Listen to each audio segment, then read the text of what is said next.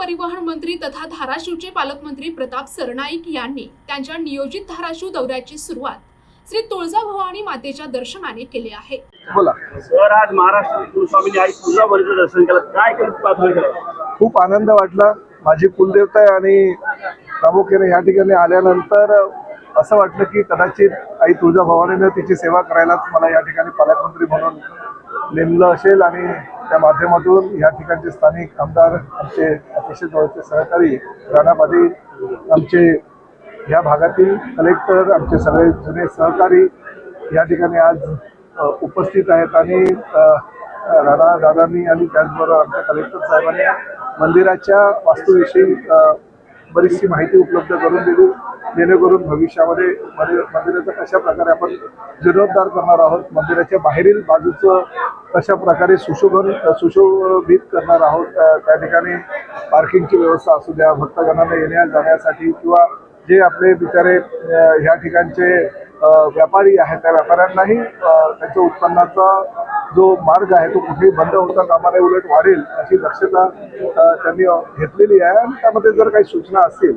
तर उद्या 12 वाजता त्याचं प्रेझेंटेशन माननीय जिल्हाधिकाऱ्यांनी आम्हाला डीपीसीच्या बैठकीमध्ये करणार असल्याचं सांगितलेलं आहे। त्यामुळे योग्य चर्चा करून निर्णय घेऊन सर्व पक्षाच्या लोकांना, सर्व लोकप्रतिनिधींना विश्वासात घेऊन, सर्वसामान्य जे आपले भाविक आहेत त्या सगळ्यांना विश्वासात घेऊन आणि ह्या परिसरातले किंवा आई तुळजाभवानीचे जे काही पुजारी आहेत त्यांनाही विश्वासात घेऊन कुठेही आडकाठी न आणता ही मंदिराचा जीर्णोद्धार कसा करता येईल यासाठी आम्ही प्रयत्न करतो। त्यांचंही योगदान द्यावं। धाराशिव जिल्हा हा मागासलेला जिल्हा आहे, कोणता महत्त्वाचा प्रकल्प आपल्या माध्यमातून पहिला राबवणार?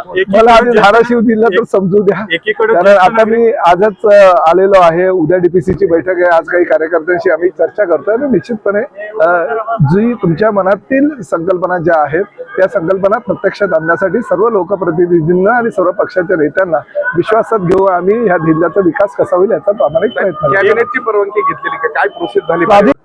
पुनरुज्जीवन ह्या सगळ्या परिसराचं करण्याचं ठरवलेलं आहे, त्याचा माझा काहीतरी हातभार लावावा, माझं थोडंसं योगदान लावावं यासाठी मला कदाचित पालकमंत्री तिनेच केलं असेल असं मला वाटतं। आणि मी आत्ताच 1-1.5 महिन्यापूर्वीच या ठिकाणी येऊन गेलो होतो, तेव्हा आईचा आशीर्वाद घेऊन गेलो होतो आणि त्यावेळेस आमदार म्हणून होतो, तर आज मंत्री म्हणून ह्या ठिकाणी आलो।